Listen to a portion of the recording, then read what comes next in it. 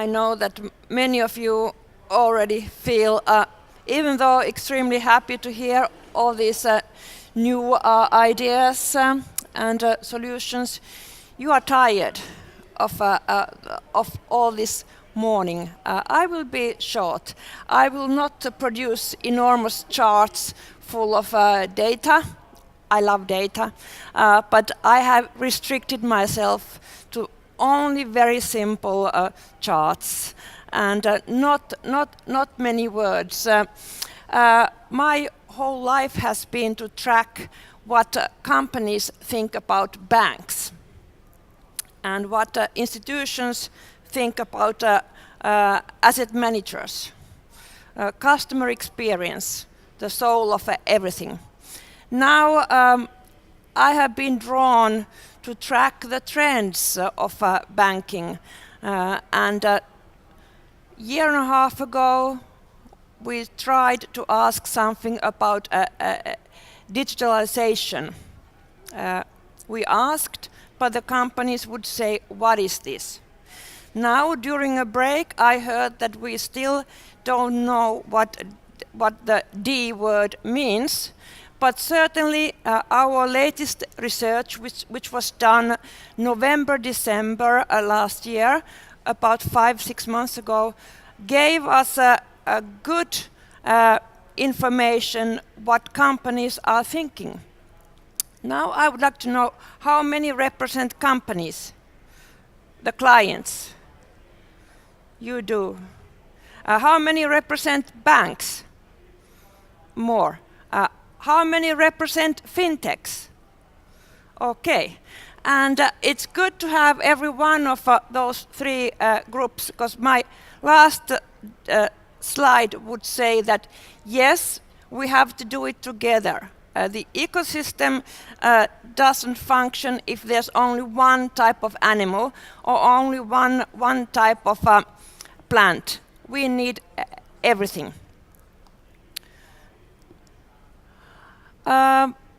Funnily enough, the day started with some beautiful pictures of nature by Nordea Samsa.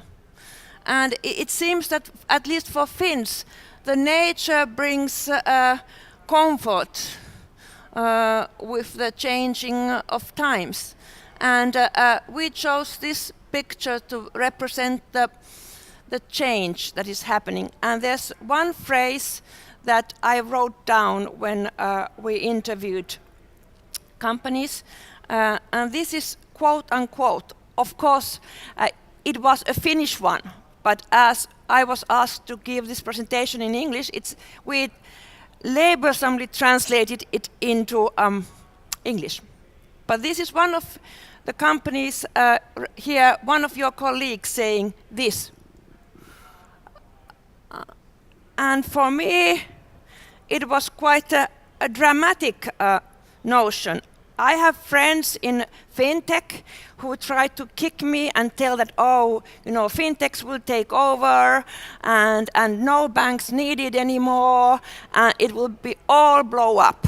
And I'm more of a conservative, and I say that we need banks. Banks are needed, for sure, they will stay forever, but one of companies' CFOs or treasury people said that no, everything will be different, completely different. SFR works here in Finland with some 100 companies with the annual interviews.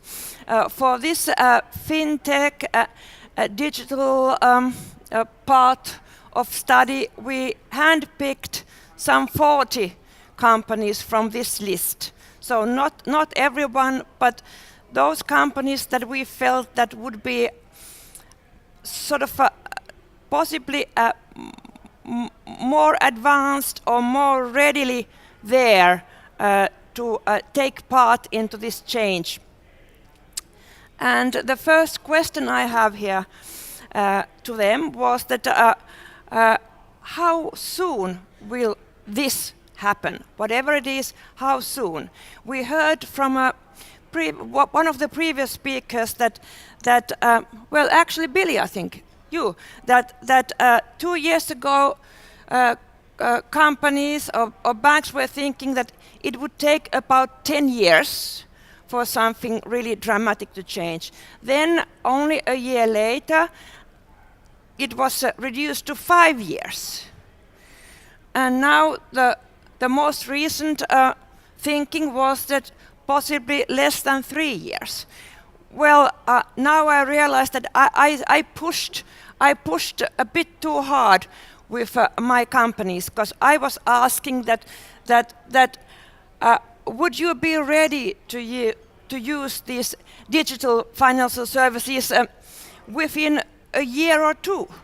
So one step, but because we are Finns, of course we love to do new things. This one is my chart with the maximum number of bars. All the rest is less. But what interests is that the dark blue bar tells you that how many companies think that within a year or two, which is actually, you take 6 months out. So when we meet a year from now, how many think that they would already be doing it with a bank, and how many would be doing it with a fintech? And cash management is the king of the areas where the digitalization is most likely happening within, I would say, some months, if I want to do it a bit more strongly as a statement. But also traditional bank loans, short-term limits, even debt issues, bonds, they all want. And this is part what I would say, what does the customer want? To have a good experience of the relationship with a bank. They want this new, easier, smoother, more efficient, but also reliable services. But I want to show you, let's see if this laser works, these light blue parts. I must tell that I didn't believe, but I have learned that it's sometimes very good not to believe, but do it anyway. I asked also that would fintechs play any role here? And the light blue bars are those companies who say that yes, we think that we would do business with fintechs around those areas. The areas, the products that are more prone to fintech cooperation would be cash management, trade finance, supply chain financing, and even debt issues. So the message here is that yes, fintechs are here and they will be part of the ecosystem, but how will it happen? And that's up to banks, I would say. Will it happen as a joint venture, or would some banks acquire fintech companies? I don't know. Then later last year, this was December, when I had a group of CFOs and treasury people, I asked an open-ended question about have you got some ongoing projects at the moment?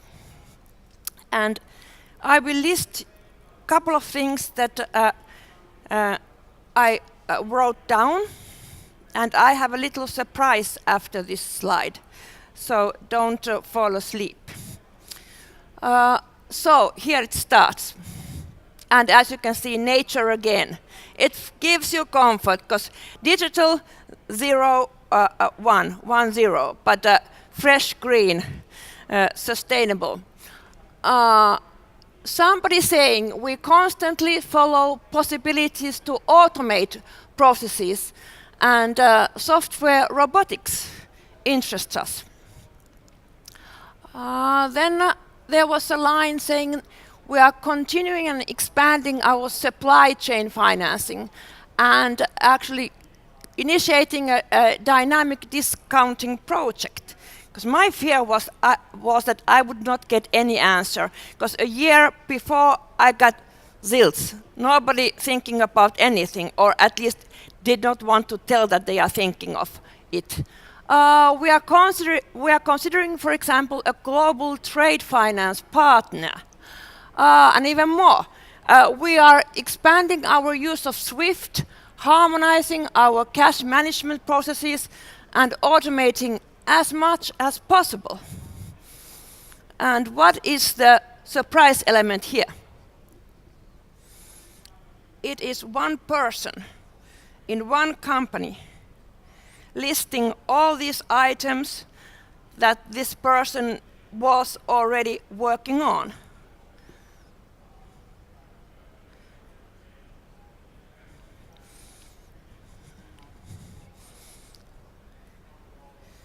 So, now we move on to look at robotics and treasury.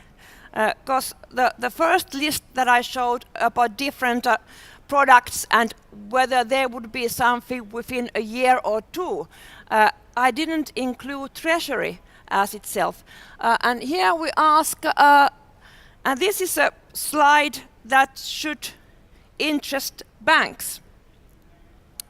We wanted to know that what does the company think about, would they still need a human presence when you get a lot of information automated, and what used to be the dealer calling you every day may not be needed anymore. And this, of course, channels human resources in the bank to different areas.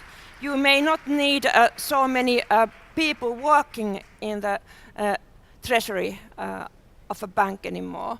And we want to know that does the human being matter for a corporate treasury. And about a third, or just above a quarter of replies, they would say that yes, they want to talk to the person from the bank every day.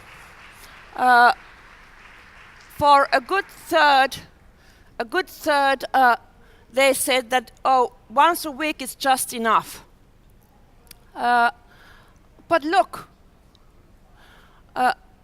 about a third of companies said that once a month is enough, or every 6 months.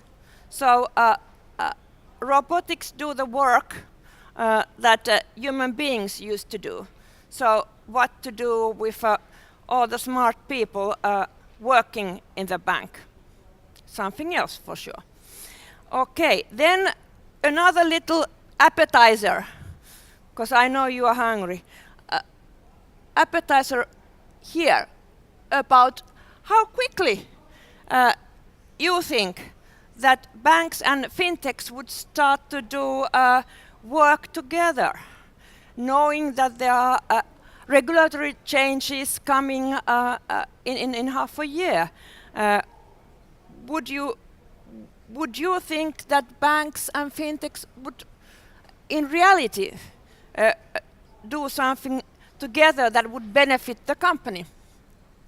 And this is a bit worrying, but human nature, luckily, is a bit more conservative, because half of the companies thought that it would take very many years before any real collaboration would take place.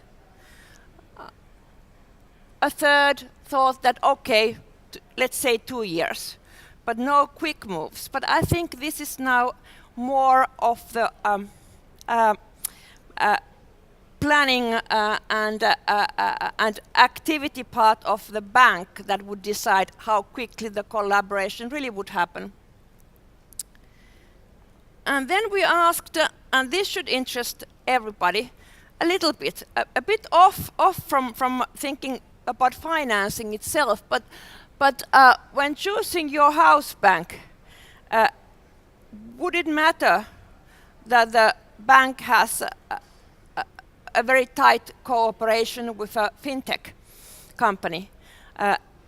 Would it be a plus or minus? But no, doesn't seem to be much relevant for half and not relevant for 1/3.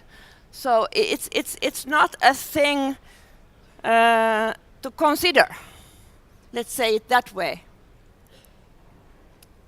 But then, again, a little bit of another type of appetizer about advisory services, because as a whole, we have witnessed how important all advisory service has become for building the relationship between a bank and its client, and how the ongoing advisory really gets them work together. We asked that, do you expect fintechs to provide this type of real advisory services? I think the honest people who replied to me were these, saying, don't know, unsure, possibly yes, possibly no, don't know. This is interesting that almost a third, a good quarter of the companies said that, oh yes, of course. But I think in Finland we have some very strong software companies, and the relationship has been very good, for instance, in cash management side for years. So for those, it was a normal way of thinking how the role of fintech will develop. Okay, now I think I have only 2 slides, so it's getting easier.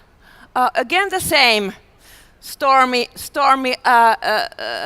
That this actually is the slide said Pacific Ocean, so it's not our Baltic Sea.